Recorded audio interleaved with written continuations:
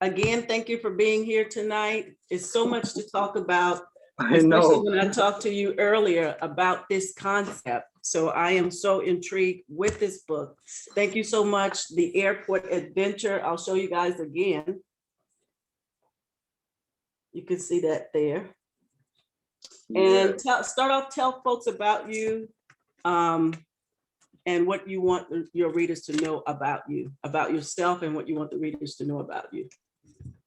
So myself, Cleus Glory Young, started out about 26 years ago that I came into this country, and it was the idea of leaving from Jamaica, where as an immigrant, what happens on a typical basis is where your parents would actually come over, provide a living arrangement that could satisfy a child. And what happens in that process, we go through what would call you're sent for. So my mom, who was the parent, was actually over here in America. She built a life and then she sent for her children in hopes that our children would actually come over here now and have what is called a better life. So for me, I came over here 26 years ago, but in my own understanding of why I was here was the idea growing up in Jamaica, I always wanted to be the next Pele. Football is the major sport in Jamaica, which is called soccer over here in America.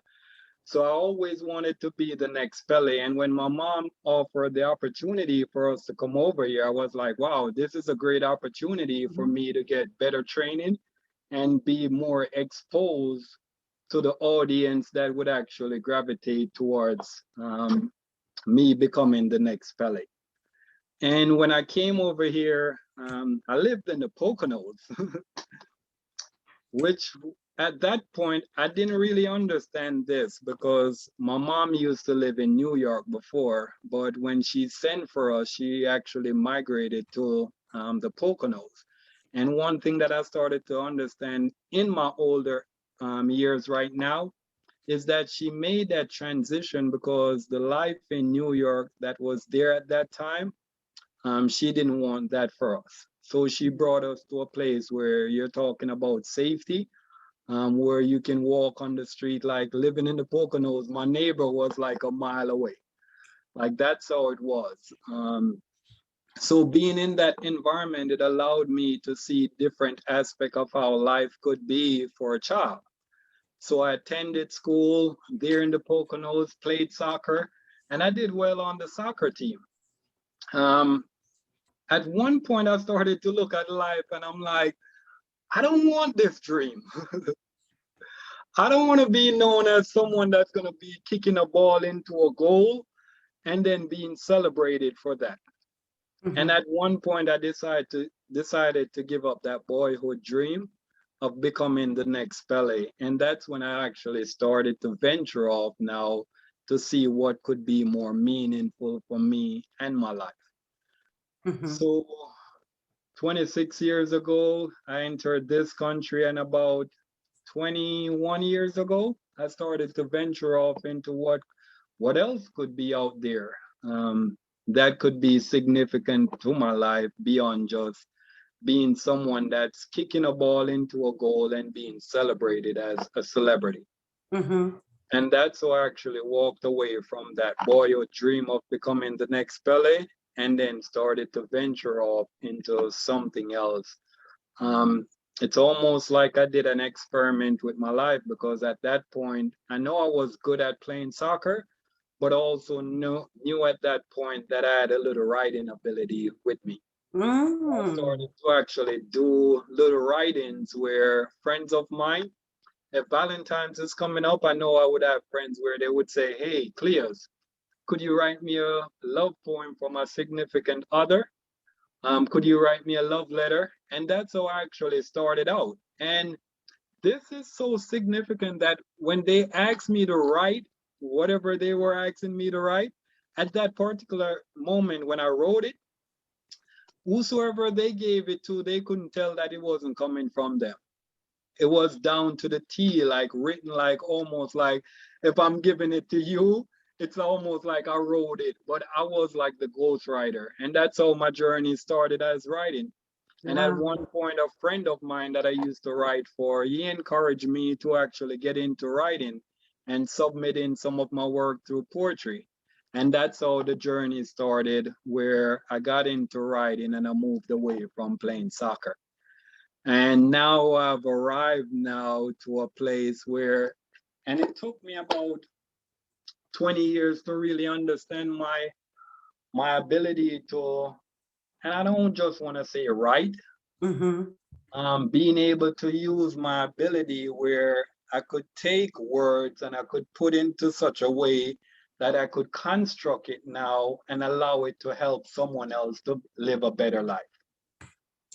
So Wow. that's where I'm at now, and walking away from that dream as a boy, and now as a man, realizing that I have Mm. the potential to put certain words together that could help construct someone's life.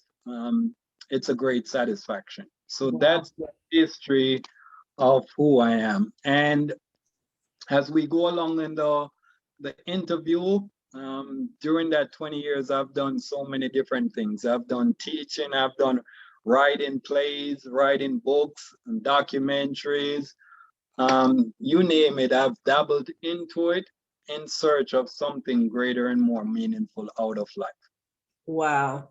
I Mm. just want to just reflect back a little bit. What age were you when you were sent here?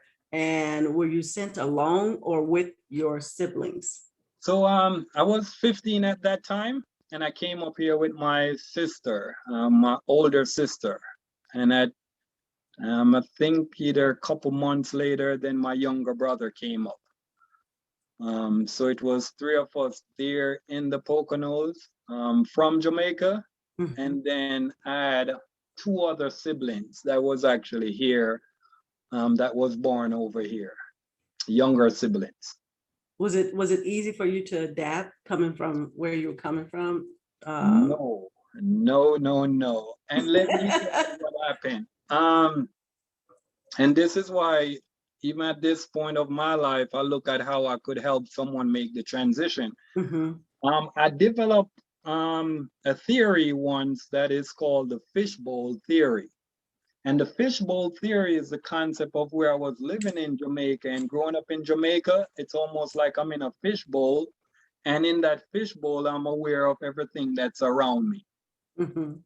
When I came to America, it's like someone took me out of that fishbowl now and throw me into the ocean. So Mm. that's what it was actually like for me coming over here. It's like somebody threw me out into the ocean. Now you're surrounded by a larger mass of water. And not only that, all these different predators that are within that water. And let me just give you a predator, because for me, I never understood racism until I came here in America. Mhm. Like that was never something that I grew up with in Jamaica. It didn't matter what your color, what your ethnic background was. Like we just consider you're Jamaican. And it's like we look at it, don't matter who you are, what you are, you're part of us. So it's not like we're going around and saying, hey, you're black or you're white and we're gonna, no, we had white Jamaicans, we have Chinese Jamaicans, we have all these different type of Jamaicans.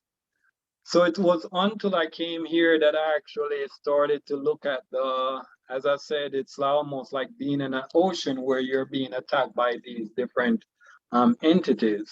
And one of them was the first time I ever experienced racism. And I was actually at the mall and we were parking and someone pulled their gun like, hey, you, and you know what word I want to say? Yeah. No parking spot. Oh my goodness. And I And they have a drove off with, and I'm like, wow, that was like the first time I ever experienced something like that. wow, because I in our book club, Sonia Lewis, she's Jamaican as well. And she Okay. told me that. She told me the same thing. You're not white Jamaican, you're not Puerto Rican Jamaican, you're just Yeah. Jamaican. And she said she was shocked coming here as well. I think she said she was about 12 and she went straight to New York. I guess that's where you guys go from there to straight New York. And so where you have the diverse melting part there. And yeah, that she was shocked that, and but only, I mean, we here in America, we want to know what color you are, and and classify you in that color group. So that's and why I wanted to ask you, was it different coming here? I figured it would be very different. listen, But I yeah. cried for the first 3 months here. Every night I was crying. And then here's one of the things that made me cry, because as I said, I came up here for soccer, right? Uh-huh. I started to realize that America was not a soccer country. So I was asking my mom, hey, mom, do you know anyone that lives in England? Because England is such an enriched culture around Yeah. football. So I was like, hey, do you know anyone that lives in England that I could go stay with? And I tell you, for 3 months straight, I cried every night, because I Wow. realized this was not a soccer country.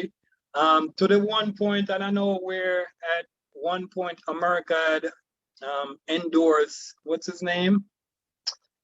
Beckham, to come over here, which Beckham is one of those stars over England that came over here and see if they could push the avenue of soccer.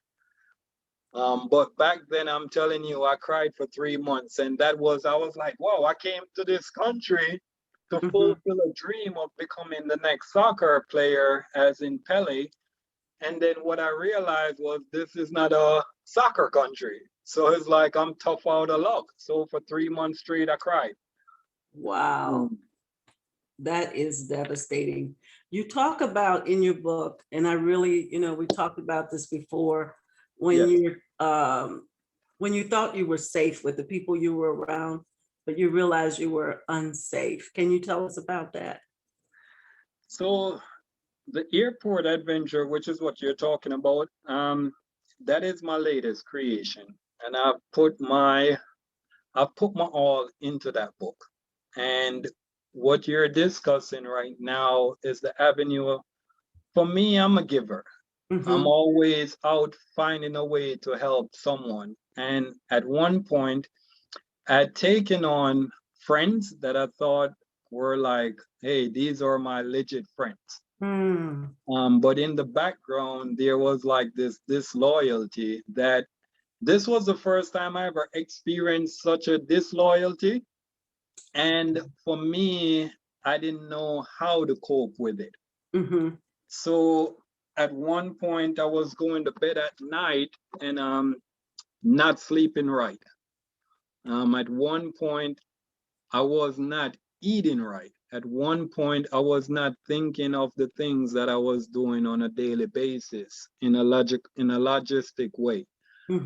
And this was just dealing with the friendship that went sour for me. And at that particular time, which I didn't know, I found out like a year later, which was last year, I found out that I went to what is called a mild depression. And that mild depression now was actually what led me to venture off into the discovery of the airport adventure. I know there's a concept that is called revelation. Things are revealed to you in the spirit.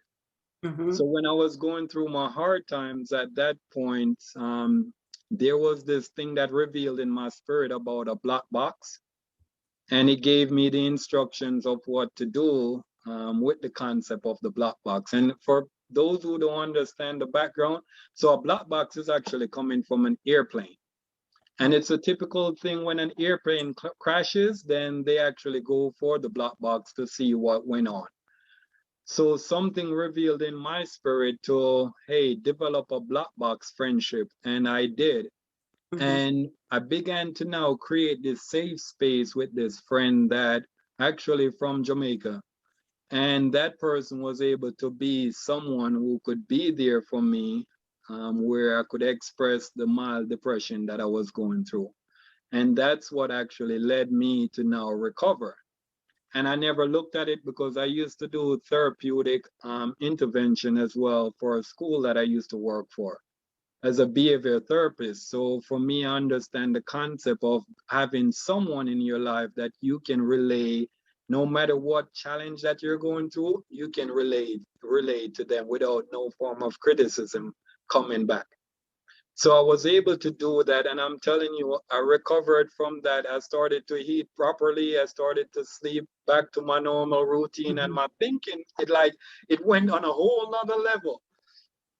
And that's actually what led me to now looking at the airport. I'm like, wow, if this was able to do this for me, what else is at the airport? And that's how I ventured off now looking into the airport. And the airport adventure is part of the discovery that I found in it. Now, I know this might sound out of the way, but I wanted to ask you because folks that are listening, and even myself, Yeah. when you mention, tell us first, like, the black box, I don't have the real concept of it when you say the airport. So when they have the black box, is that like what emergency gears is and just an emergency type versus the black box you created to have it? Just kind of correlate that and tell me how can we do this as the black box you created to have that comfortability of people. So what is on the black box as an airplane relate to when they go for that box?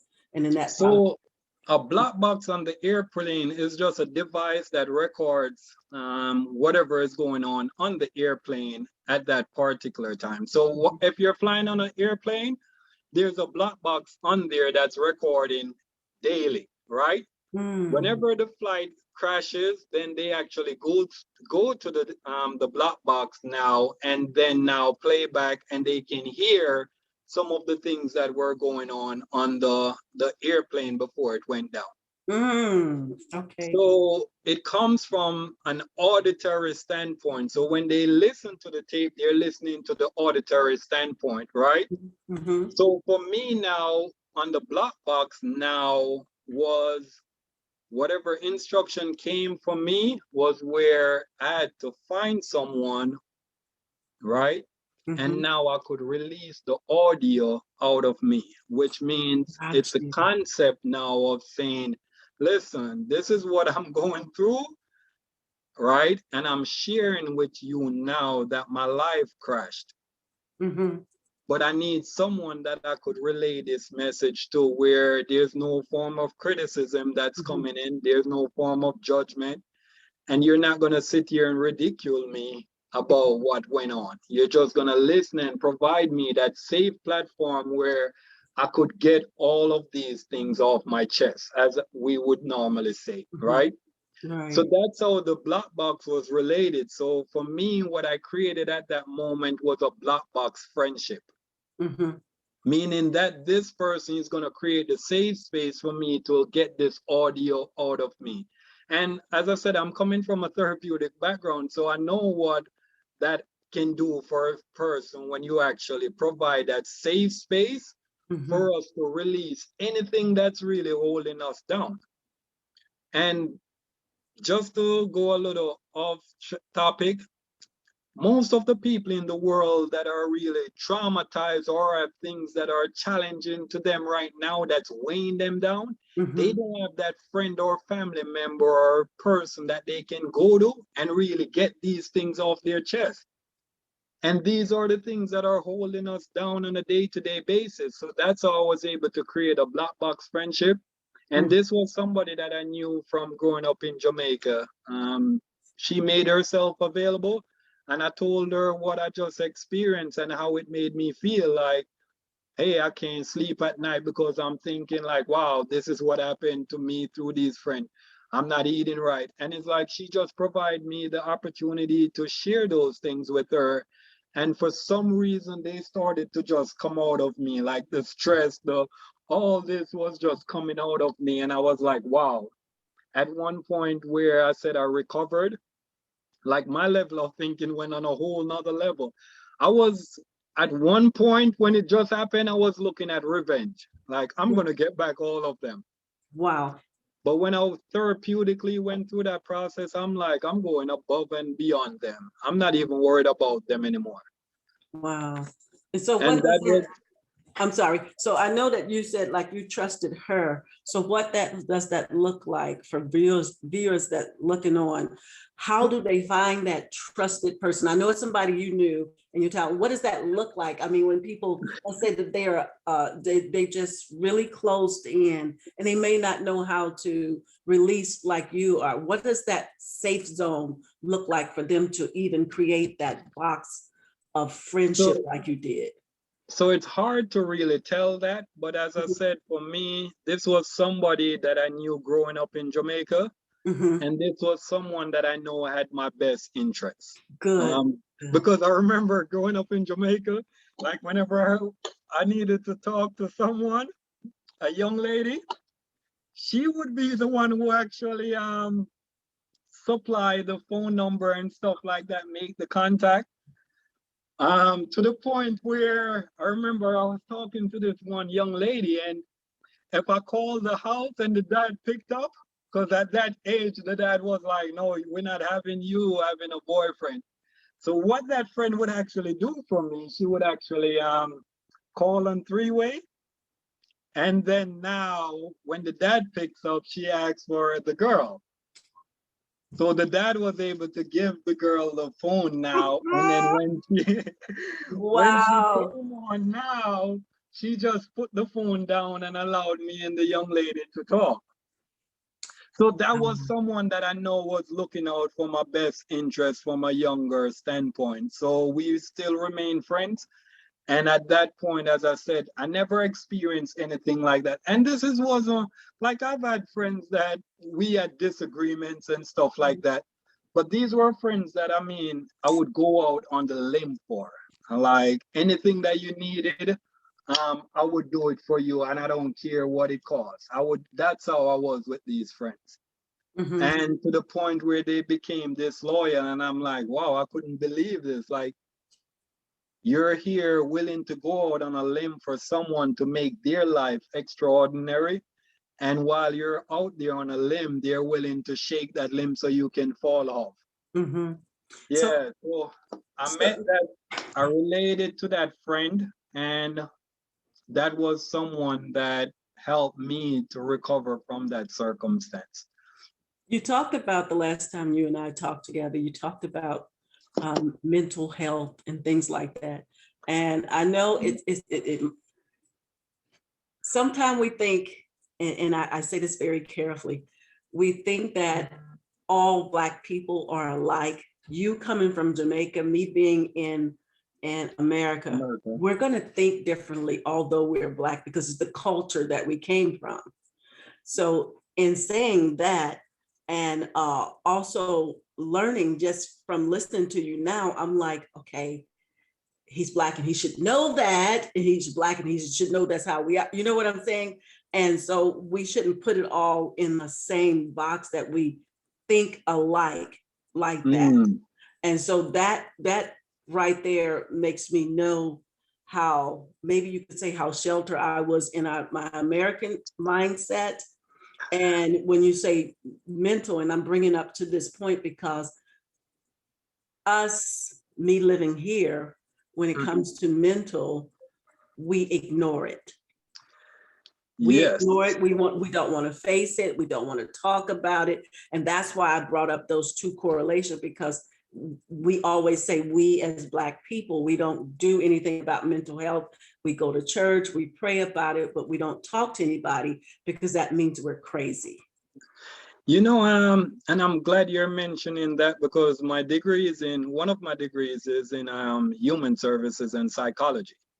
So that's what I was actually able to understand whatever revelation came to me about the black box and what to do.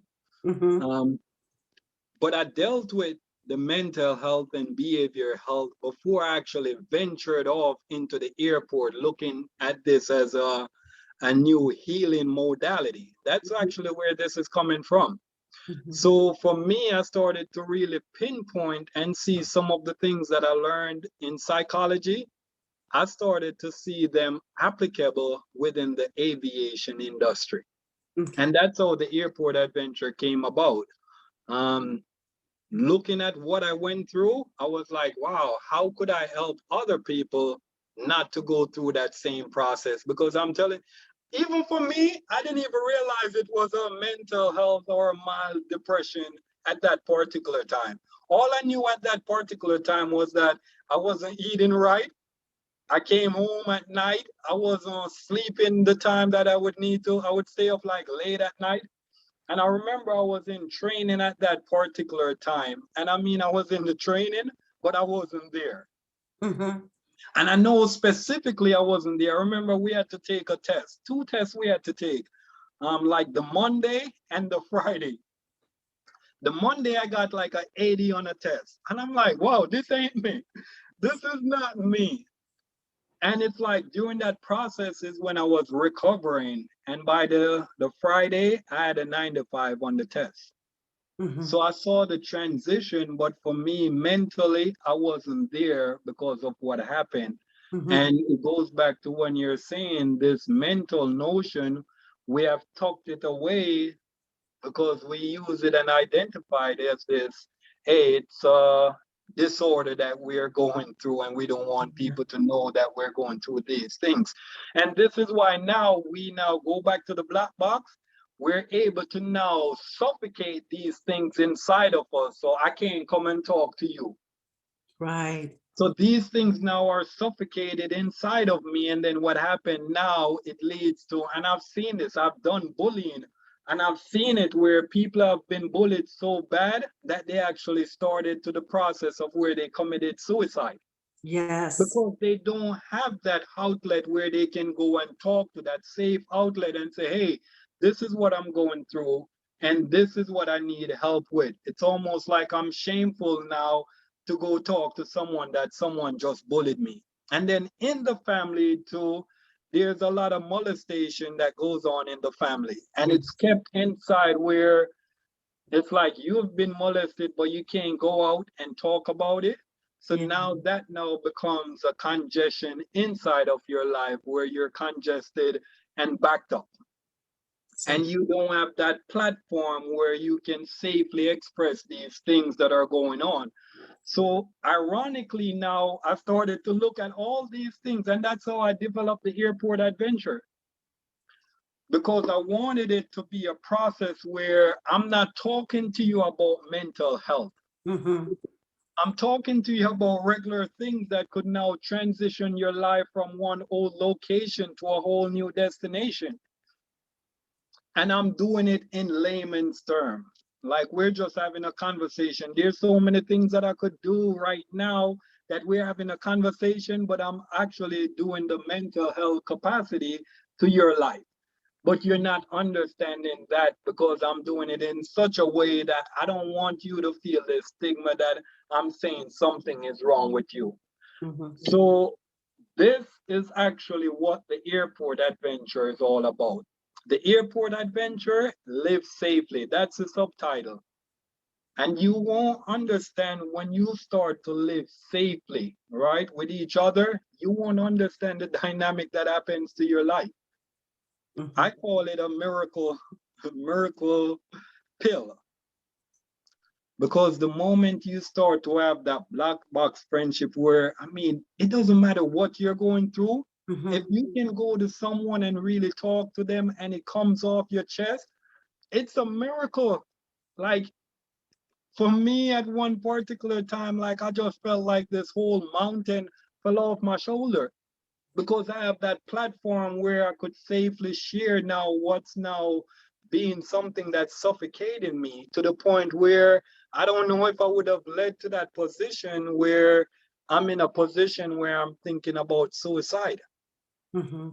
That is so true, because while you were talking, I was thinking that it's so easy, and you said a little bit ago earlier, and this is what I was thinking about, that it is so easy to tell a stranger what is going on with you because they listen without judgment. Thank you.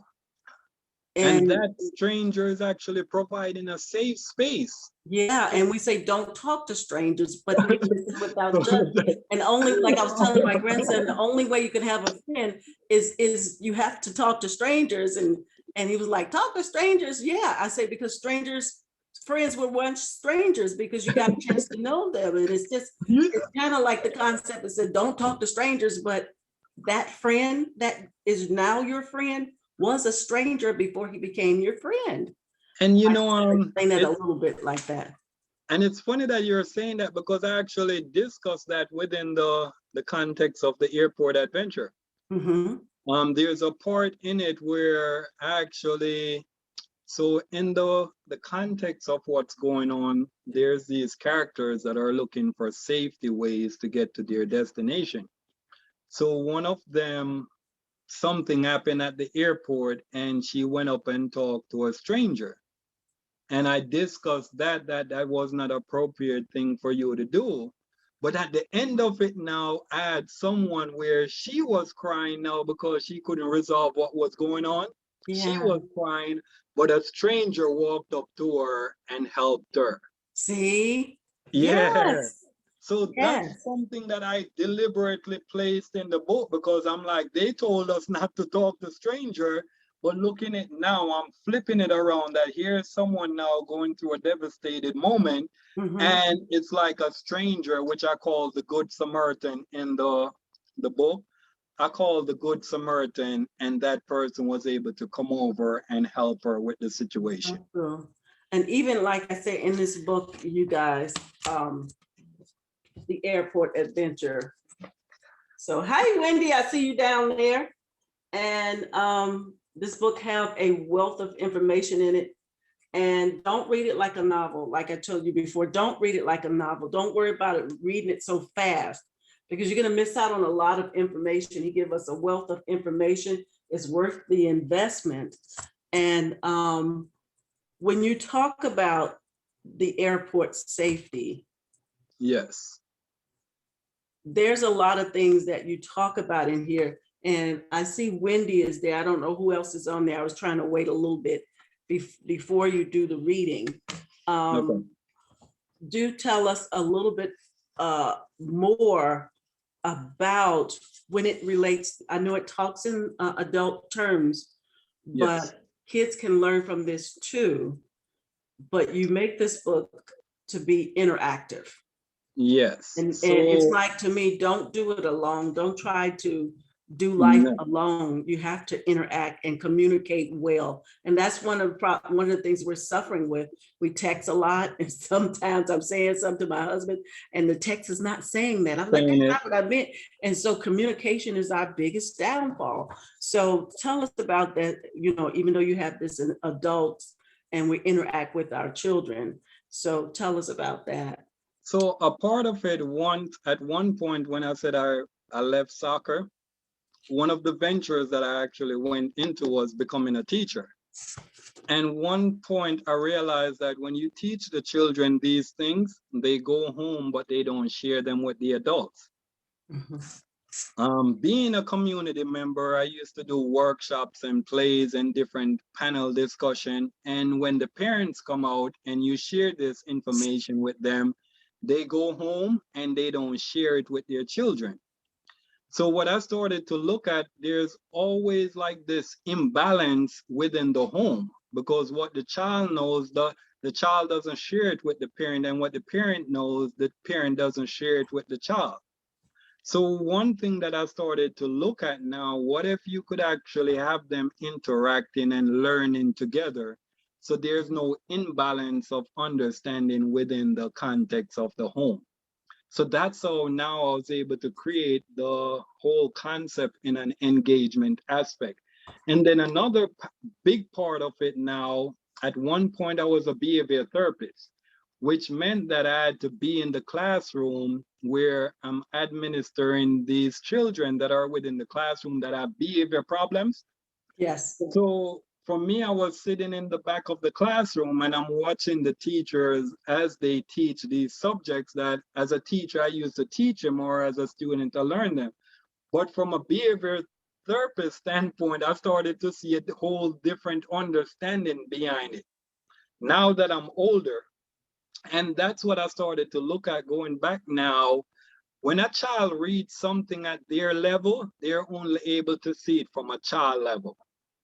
So if you have a parent that reads the same thing, they can see it from an adult level and able to now bridge the transition of where the child sees it on their level to now to an adult level or a bigger level of understanding. So that's why I really included the I don't want to say parental, but the adult involvement as well. Because Yes. when the child reads whatever he or she reads, they only see it from a child level. And when the adult read the same thing, they can see it from a higher level. And that's our job now as Mhm. adults to share the higher level with our children. So I made it where it's interactive, and I specifically wrote it in the manner where I'm saying, I want the child to read it, but I don't want them to fully understand it. I Mhm. want them to go ask the mom, ask the dad, ask the adult. And quite ironically, I was in Jamaica. I went down to Jamaica, and one of my younger nieces, she actually had the book and she was reading it, and she came to me and she's like, Uncle, what is this? And I explained to her, but then when I explained what that was to her, I explained it from the context of the book. But then it just dawned on me. I'm like, oh, but that exists in different levels of life too. It also exists in the play world, the theatrical world. It also exists in the movie aspect, in the document. So I began to now expand her knowledge, not only just from the book, which she asked me. I started to say, hey, this applies to the plays. This applies to the TV. This applies to the documentary. And from there, I tell you, the next day we were sitting down and the documentary was playing, the crucifixion of Christ. Uh-huh. And she was able to identify what I showed her the night before from a bigger perspective, not the perspective of what she came to me and asked me from the book. Mhm. But from an adult standpoint, I started to look at it and say, hey, these apply to, and the next day, I'm telling you, we're sitting there and she was able to identify it. And I'm like, wow, the book is working. Yes. Yes, it is so much information in here. And we're gonna do a reading. Yes. You ready? um, you want to join me with the reading since it's Yes, supposed I to be? will. I Yeah. will. And then what I'll explain to those who are out there that are listening, we're gonna do the reading, but in the context of the story. So here's it that these two characters are and I'm just giving you a background that they're at the airport and they're going on the adventure. And the idea that I'm looking at that is that they're asking you, the reader, to actually help them identify some of these safety things that they need to encounter so they could actually go on their meet their destination where they're safely arriving. So a part of it, and this is where it goes back to that whole mental aspect, Mhm. I specifically put in there where as the reader, you're looking for things to make you safe, Yeah. right? This is what they're requiring. But from a mental health standpoint, I'm coming from a psychological background. I'm teaching you or making you become aware now of how your brain is start picking up things to make you safe. Yes. So you may read the story and you're looking for these things to help the characters become safe, right? So they can make their destination, not knowing that when you start to look for things that are making someone else safe, then it starts to reflect in your own life. So this is the story that we're going to read, chapter 1, and it actually starts from the home. And then there's another part of it. Even though it's called the airport adventure, I specifically made the adventure starting from the home. And one of the things that people don't understand, who you become in the community, it actually starts from the home. Yes. So dealing with bullying, for me, I always saw where a child would not exercise bully at home, but they would go to school and exercise it in that school environment. True. But when you dig deep down, you could see that the problem actually started from the home. Yeah, So knowing stuff like this, I really inserted stuff like this in the book where you're saying it's the airport adventure, but the adventure is starting from the home. And this is where parents really need to understand that you really need to pay attention to your children and what's going on in the home, because whatever they go outside and do, most of it is a reflection of the home. that's true. So we're starting off, and as you highlighted, so I have my copy as well. Yes, One at home. at home. And as I said, it's written in a manner in which, as you're reading, you may actually ask to look for certain safety things, which is to interact with the characters to help them get to their destination safely. All right, so you ready? I am ready. All right. Hi, my name is Ribbit, but you can call me RBT for short. I'm a huge fan of superheroes. My favorite superhero is Captain America, red, white, and blue. And my name is Fly. They call me that because I dress real fly. I like to dress up, so I added the extra letter Y to dress up my name. Welcome to our home and our adventure. Airport story. How are you doing today? We hope that you're having a safe day today. If not, after the story is finished, we hope you will feel safe and much better. We are so excited about this trip because it's our first trip to visit Grandma and Grandpa. Best of all, we get to go to the beach that has lots of sun and a cool breeze that tickles your skin. We anticipate getting there safe and sound. So please help us to spot the safety info alerts as we go along. Thank you in advance for your participation. The two high five each other. And that part there, like if you're interacting with the child, you get to high five with the child because that's what is required. Yes. Today, you'll get to come along with us. When you do, it will be like you are live on Facebook or Instagram stream. It is what we call a bookazine live, except for the time that we go through TSA security. You will see or hear everything we encounter at the airport and the moment we encountered them. Safety is essential part of our adventure. Why?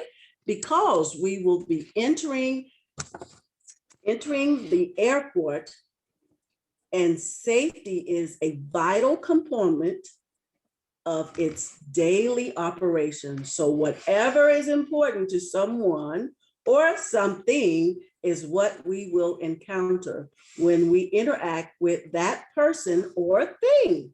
So come along, and if you see something unsafe, be sure to let us know. Remember, we anticipate getting you there safe and sound. And this right here, that's them in the house, high-fiving each other and getting ready. They're thinking about that whole trip of going to see grandma and grandpa.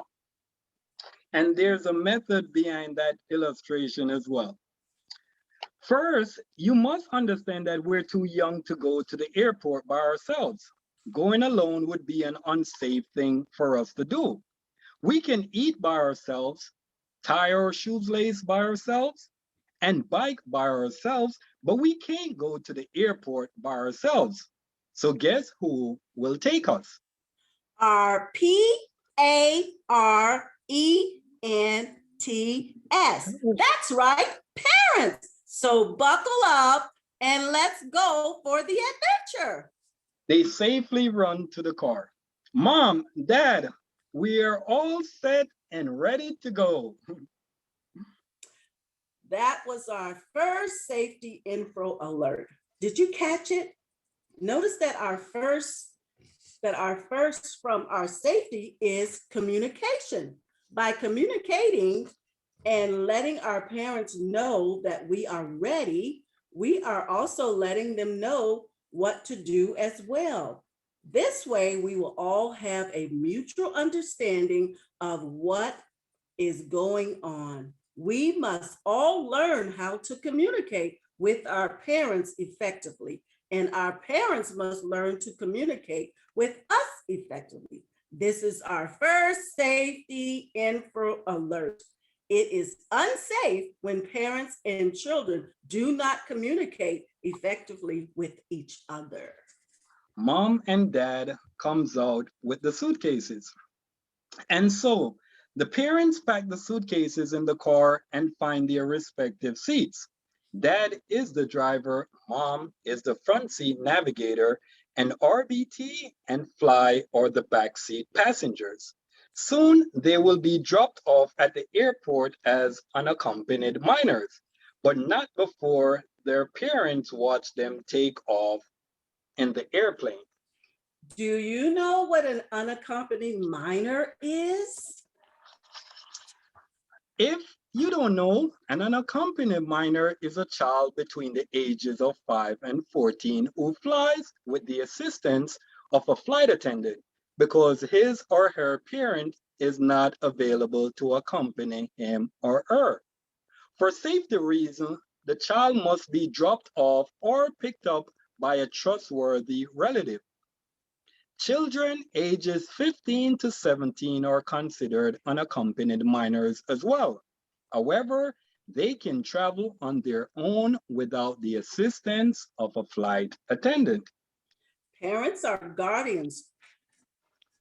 Parents or guardians take advantage of this service offered by the airlines all the time when they want to send their children to visit other family members or friends, but they are unable to go with their children. So you are. Hey, Fly, fasten your seatbelt. It's time to go. By the way, children, did you spot the two safety info alerts we just gave you? We will provide the answers at the end of this chapter. In the meantime, you may want to reread to see if you notice them. Thank you for reminding me, RBT. That was a kind thing to do. We should buckle our seatbelts when we are traveling in the back of a vehicle, especially when we are a minor. As I was saying earlier, if you are between the ages of 5 and 14, you are considered an unaccompanied minor by the airplane industry. All aboard. As Dad is pulling out of the driveway, he makes a sudden stop. His cell phone is ringing and he answers it. It's his job. There is an emergency and they need him to come in right away. He is a doctor and sometimes doctors are on call. Dad safely communicates the detail of the emergency to his family. Meanwhile, mom takes over and dad steps out of the vehicle so he could stay behind and go to the hospital.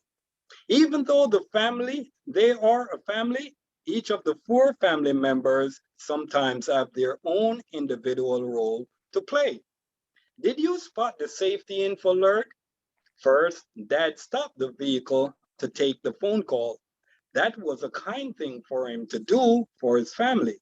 Otherwise, he risked being in an accident while driving and taking an emergency phone call, which is a little different from a regular phone call.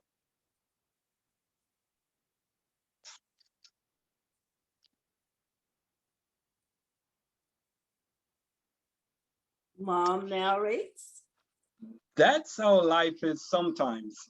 A planned adventure can be interrupted by an emergency. You just have to learn how to navigate around the emergency if it is not too critical, just like Dad did. On the other hand, let's keep rolling. Yes. Wonderful. I like this. I would love to see them do that. And the kids are going to love this, all of this interaction, all of this picture illustrations and everything. You stop and get to let them know about it. This is so good. The end you did do some things where they can go on website. I did go on Yeah, the website, and I noticed you did ask parents be there, so when they go on the website, the parents can see what they're doing. And so I went on the first one, took the phone, got the picture on at the beginning when you were the very beginning of chapter 1, when you talked about the black box. You had a QR code there where you yeah. can strike it, and it took us right to the video of you talking. So I like that, and all of the interaction with this book. Um, it's a wealth of information, like I said, and it's just not a book. I'm going to show you guys again. It is very important, those things that he talked about in this book. And I want to also ask you, on the back of the book, you have like 5 or 6 components. You talk about how to assess safety risk by scanning the environment. Let's just go through these and you just tell us how to scan the environment. How do we do that as a child? We know that, and I'm an adult. I don't always scan, and Wendy, she's one of our book club members there, and I don't always scan my environment. I'm just such a butterfly and a people person. So what I do is I talk and observe. So while I'm talking, they tell Yeah. me their whole life story, and it's like, do you know them? Nope. And then others may just scan around without talking. So how do we do this So, in you know, our one environment? of the things that I mentioned in there is where Fly was doing something unsafe, which was to go to someone and ask them about something within that context. But she didn't scan around like from a mental scan to say, all right, is this somebody trustworthy? Mhm. So for me, what I explain in the context of it, I explain how the person is able to scan. Now, if you're talking to someone, and I'm just saying, using the airport adventure, Yes. you can scan that person automatically if I'm at the airport, right? Mhm. And I'm talking to someone and I need help. I could scan that person. Is that person have on a uniform? Is that person wearing like a lanyard badge? Is that person have some type of ID? So that's simple scanning that I could know and say, all right, this person is safe. Rather than just looking at the person as a stranger and just walk up to the person and talk to the person without knowing who this person is. Oh, that's good. At the airport, they actually say there's the motto, if you see something, say something.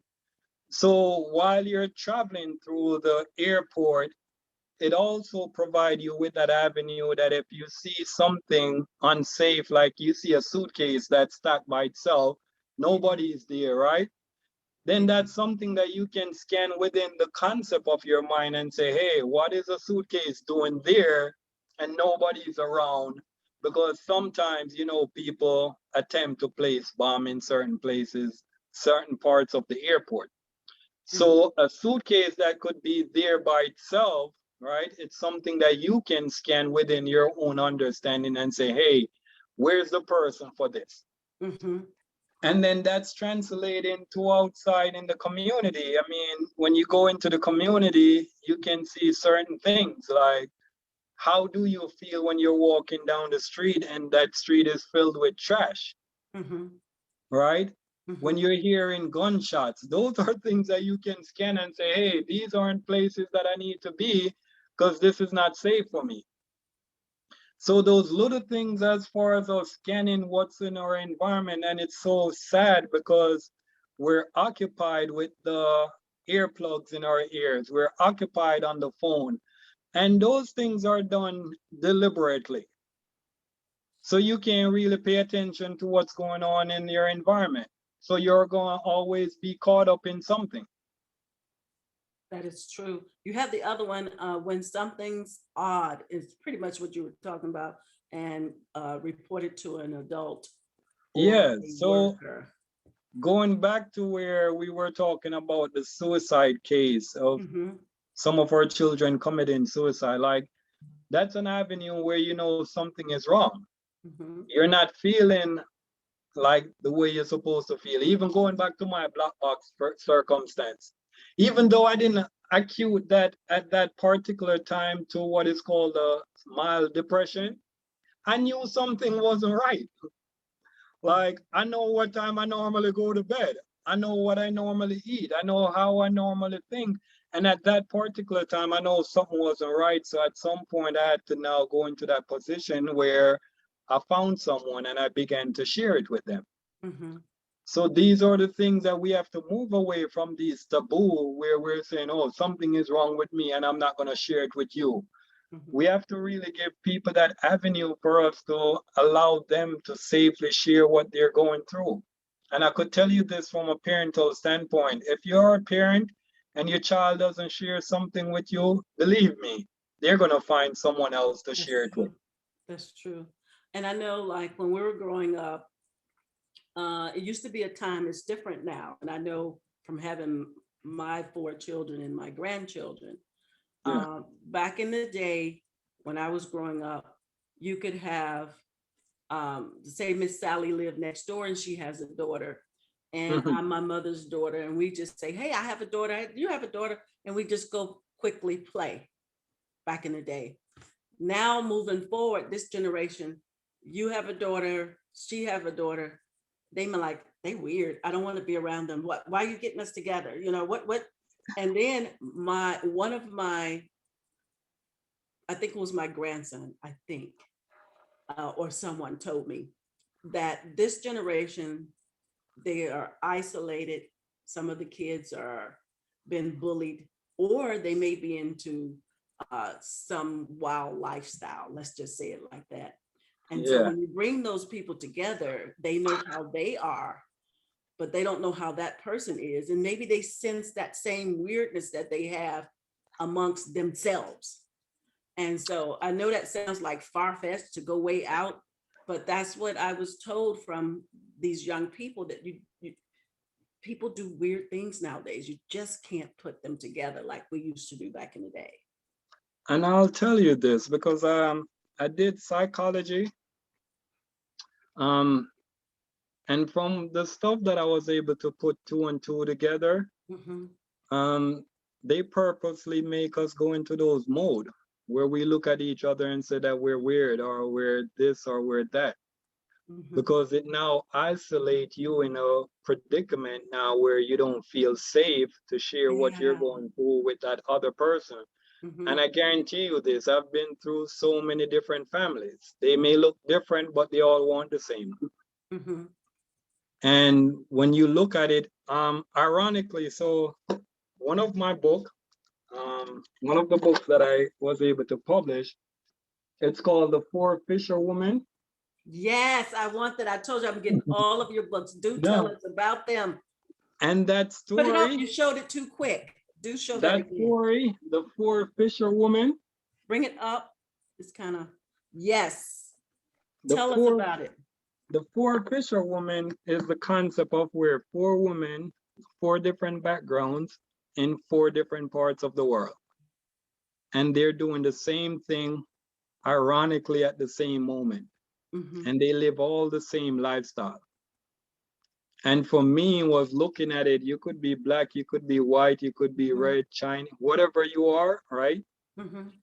At the end of the day, you still live and you want the same good qualities of things for your life and for your family, no matter how different we are. Mm-hmm. Society places us in the pocket where you're this and you're that, so separate each other. And this is one of the things that I really adore about the airport, which is why I'm putting everything in the airport adventure. So when you fly on a plane or you're at the airport, you see all walks of life of You people. do. You You're do. on the plane, even though you're on the plane, you may be in basic economy. There's someone rich that's up in first class, but you're all on the same plane. If the plane goes down, it's not going down first class or main cabin or That's basic. true. Everyone is going down. It could be the richest one on the plane. If the plane goes down, everyone is going down. That's And true. when you are at the airport, like you see all people from all walks of life, and the airport caters to them. And to me, this is the concept of why I'm developing this, where I'm catering to everyone. Mhm. Live safely doesn't mean black people live safely, white people live safely, Indians live. No, live safely means everyone has to live safely. And if we can't accomplish that, then we are all going to go down.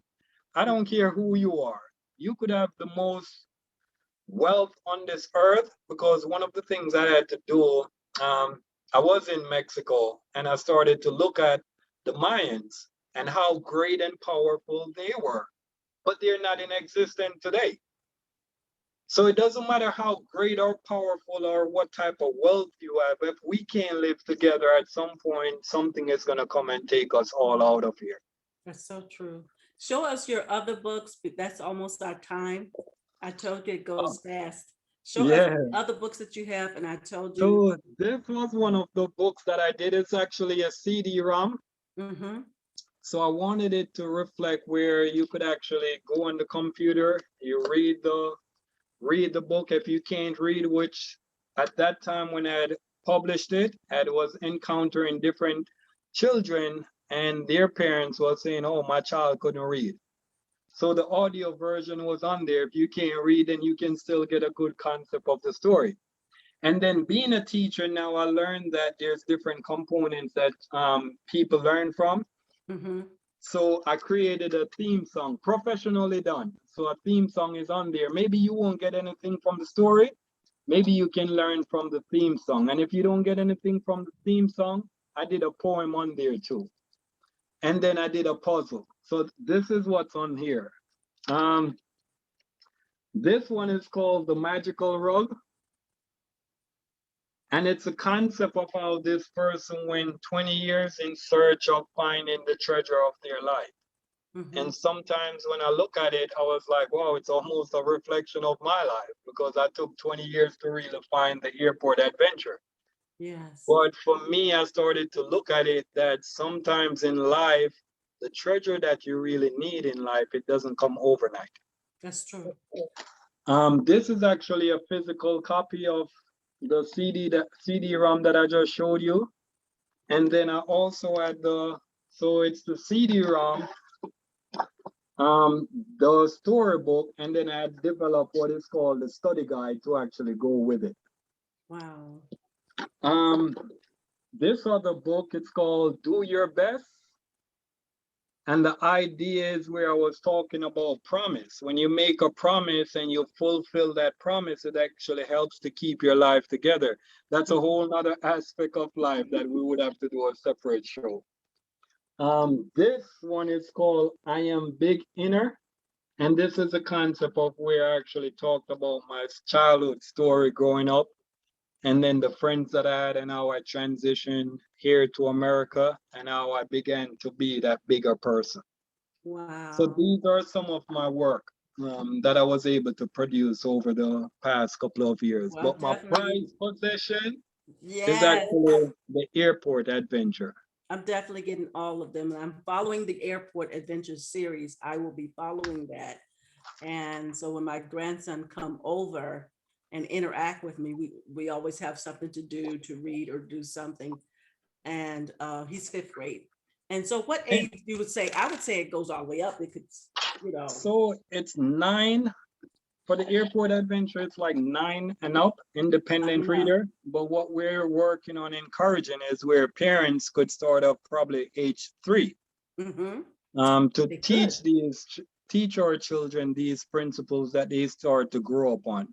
And believe it or not, in psychology, they taught us that your life started from 0 to 5. Everything Mm-hmm. else from there is a repeat.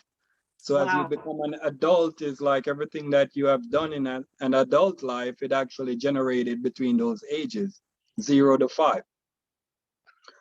But a part of it, and these are things that I was aware of, and I really put these things in the concept of the airport adventure, where we're not talking about therapy, but we're talking about the layman terms of how do you overcome something and go to a whole new destination with your life. And I could show you something because, as you said, there's a wealth of information, some information that someone may look at and they may not even know. But being the author, I put them in there directly. So there's energy that could be in your space, and that energy helps you, even though you don't know. Subliminal energy. So it's called the airport adventure, live safely. But if you notice how I spell the word live, it's a capital L and a capital V. So in Roman numerals, right, L and V, L is 50 and V is 5. So it's 55, right? So 5 and 5 balance each other when you put them on the scale, right? On one side of the scale, if 5 pound is on one side and 5 pound on the other side, then it balances the scale, right? So in the airport industry, the plane actually goes through what is called weight and balance. Before it takes off, it has to be balanced. Otherwise, the plane would actually go down. So for me, I understand that concept. So I spell live as in L, capital L, lowercase I, and V, uppercase V, and lowercase e, because I'm saying to myself, what I want to insert in your life is balance. When your life is in balance, that's when you go down. And I understand that concept from the airport. Any plane, majority of the planes that you would see go down, something imbalance about them. You probably have too much suitcase. You have even Aaliyah, the great singer, like her plane went down because it was imbalance. This is the same concept with your life. When things become overbearing to your life, then it's imbalance. And what's going to happen, your life is going to go down. So these are things that I talk about now. I'm talking about it from a layman's term now. If I'm talking to you, I'm asking you, how do you balance your life? I'm not telling you about therapy, but at the end of the day, that's therapeutic when you're able to understand how to balance your life so your life doesn't become overwhelming where it's going to take you down. So stuff like that is actually in the book, and I subliminally put stuff like that in the book where there's certain type of energy when you have a product, and this is the energy that I want to contribute to those who are actually utilizing the product.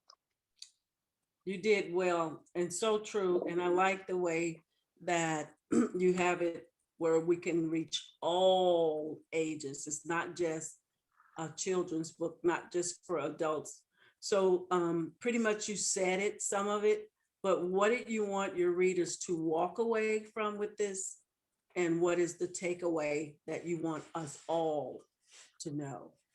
So I came to this country to live a better life for myself. At one point, I realized this is not what I wanted to do. So I spent the rest of my life finding ways how life could be better for each individual on this planet.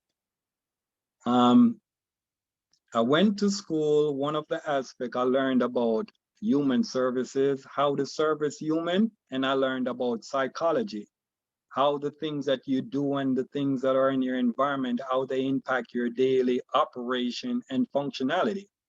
So what I've done over the last 2 years, I've tapped into the aviation industry and I've found layman terms that could be applied to our life that could help us to move from one location to a whole new destination. That is what the airport adventure is about. It's not about me sitting down and putting together another project. It was me at the height of my life that I found that, wow, actually, you know how they say think outside the box? So being in the mental health and behavioral field, something led me to the aviation industry. And I found something that worked for me, even for the book itself. It's actually called a bookazine, where it's a book in the front and a magazine in the back. From my understanding, I'm the first type of author to do something like that. But that was me aviating my mind, not taking revenge on those people, but finding new ways that I could help people. So I brought my mind on a whole nother level. And when I saw that, I was like, wow, this is how my life is operating now. How could I get other people's life to be like that? So systematically, I've worked over the last 2.5 years to put together the airport adventure. And it's something that I'm saying, just as the airport is able to take someone to a whole new destination with their life. And for instance, if you're going on vacation, it's a total different mood that you're in when you're on that vacation come back compared to when you come back. Yes. And that's what I want to deliver, where people can go to a whole new destination with their life and try something new. So I'm trying the aviation industry, and so far it has been working for me, and I'm hoping that it could work for others as well. Because being in the mental health field and the behavioral health field, we have exhausted those interventions or prevention. And in a pandemic where we're saying new norm, I'm trying a new norm, and I'm seeing it work from different angles. It's just for you now, as you mentioned, it's not something you take up and you just read and No. just that's it. Like you really have to go through it from a family standpoint or a group standpoint, and you have discussion. This is where you find solution through discussions. So you discuss what's in the book. Like I could ask you, what's the female character name that we went through?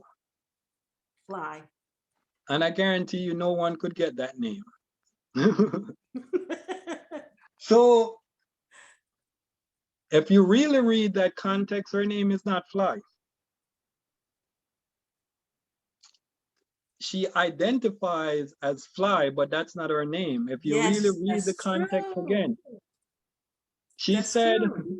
people call me Fly, and I dress up my name with the extra Y. Yes. She never said her name was She Fly. never did. She But didn't. this is something that you really have to understand. The name of who you are plays a significant role in who you become. And you could actually look at the movie, what is it called? Roots, Uh-huh. where as he was Kunta, and as soon as he stopped getting the whipping is because he turned over to the name to what now? Toby. Toby. And the lashing stopped. There's a significant concept in who we are as the name that we actually choose to call ourselves. And parents that are out there that are calling their children, oh, you're stupid, you're this, you're that, you're not knowing that you're actually bringing that character out of the person. So stuff like that I intentionally put in the book. And when I'm having a discussion, I could discuss with you what's the relevance of your name. You can't be an adult today and you don't know the meaning of your name. Like my name is Cleus Glory Young. Cleus actually means glory. That's why I utilize it. But I double it. It's another science behind that. Yeah. But these are things that we really have to understand, and we can begin to teach these children from a younger age these things. So when they become adult now, they master these things. Look at Tiger Woods. Look at Michael Jackson. Look at the Serena sisters. You know why they are so powerful as an adult in their field? Look at their history. They all started from young. Yes. Bill Gates and what's his name? Other techs like Mark Zuckerberg, they started when they were young. Mm-hmm. And look what they became as adults. And this is why, for me now, when I understand these things, I'm like, how do we get our children to start to practice these principles that could, I would say, aviate their life? And aviate your Yes. life, meaning that you're going to a whole new destination. And I don't use the word elevate anymore. You have to understand the concept between aviate and elevate. Elevate just means you're going to go up, elevator. Aviate actually means that you're not only just going up, you're landing at a whole new destination. That's true. And that's what we want as a population. And if we can't have that for ourselves as adults, then we can let our children inherit these principles that will help them to go to a whole new destination with their life. There's no reason that 10 generations of family should be living the same life. That's true. No reason. Mm-hmm. And they have done it psychologically. So I'm aware of that, and I do what I can to help people, but I don't do it in a manner of therapy. I do it in layman's terms. We can have a conversation around the airport adventure, and I'll show you how things can be translated in your life, and you begin to practice them, and sooner or later, you'll develop what is called the aviated mind. And an aviated mind is how you're taking yourself to a whole nother destination. That was actually the first thing in the chapter that we just read. Yes. If you look, that's what the children did. They aviated their mind. Now they're at home, but they're seeing themselves at the where? The beach, having fun. They took their mind to a whole new destination. And anywhere you take your mind, that's where your body is soon gonna follow. That's true. So You know, these, I can keep you here all night. yes. But tell them where they can reach you. So they can go to the website, theairportadventure.com. Mhm. And from there, you can reach me from there, or you can go to the Facebook page, which is the Airport Adventure, or Cleus Young, CleousYoung. You can send me an email, the airportadventure@gmail.com. And that's how you could basically reach out to me. And let's begin a conversation and dialogue around where do we go from here and how do we begin to practice a whole new method of helping us all to get to a whole new destination with life. Wonderful. And if you are a teacher out there and you're listening, or a school that's out there listening, you would want to have Cleus Glory Young to talk to your students or your young ones about safety. And he is very adamant. And I don't think that we're adamant enough about safety. I No, don't we're think that not. we are. We know to be safe, just like, and I hate to add this, but it's true. The protocol, wash your hands and all that stuff, we should have been Mhm. doing all along. And now it is COVID regulations, and it was something that we should have been doing all along. So if So, you go and ahead. let me insert something. So, those are the concept of safety that they had taught us, right? Mm-hmm. But you know how unsafe it is when someone is, as they would say, quote unquote, negative, and we're told to get rid of these people in our life. Yes. Do you know how unsafe that becomes for us from a mental standpoint? Mm-hmm. Because you didn't resolve what was going on, right? So Yeah. every time you think of that person or you see this person, there's something inside of you that's going to shrink you. Mm-hmm. And for me, those are the things that I started to look at with safety. It's not about what you put in place, it's how you interact with each other. That's Like, I know it from our culture, right? We yes. use the word trust. We don't trust each other. You know why we don't trust each other? Because we don't feel safe around each other. Because Yeah. someone has done something or said That's something true. to make us unsafe. The word that we use is trust, but they don't give us the underlying tone of what's going on. Your That's true. safety was violated. In the body, there's a safety mechanism. Anytime you violate it, it goes into what is called a flight mode, freeze mode, or the mode of where you would say, hey, I'm panicking, right? That's And I true. don't know what to do. So you freeze, you flight, right? Or what you're gonna do, you're gonna fight back That's right.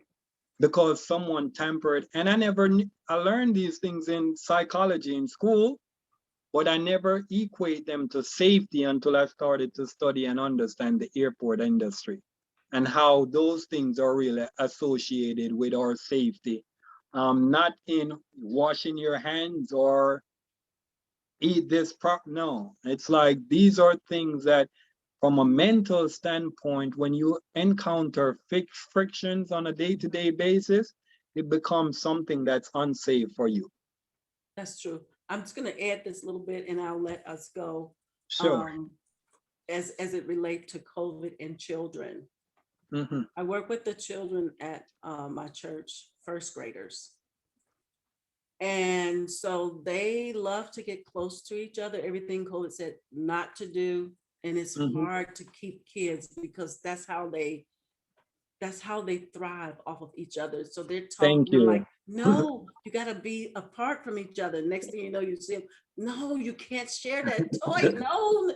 And these are all the normal things that they normally do when they play. Even Yep. to the point when they go to school and they have the hybrid school where they're in the building or there's no recess. Recess is done virtually. So they play games, you know, that's and no touching. So I just said that, like you said, with the safety, we're being safe at the same time. Kids don't understand that. They don't understand that we can't play, and those are those things that kept them healthy, and they can go out and stretch their limbs and just, you know. But we live in a Yes. different environment, and this, like I say again, the airport adventure, you'll be able to interact with one another, and there it is, a wealth of information. Thank you for being here. Thank you for sharing. As Wendy said, thank you for sharing your book with us, and really Yes. enjoyed it. I don't know if you see anybody from your end. I hadn't seen anybody else say anything, but Oh, they were there. and then I just want to thank Elaine T. Jones for really making this connection. Oh, thank you too to her. Thank you, thank you, thank you. Yeah, Anybody else that um anyone else that has a book and this is a platform for the beginners, do tell them about us. And I thank you for coming and for trusting me. Do tell us on our page, and thanks for interacting when we do things through the week. Do tell us on our page about your experience here with ESP Presents.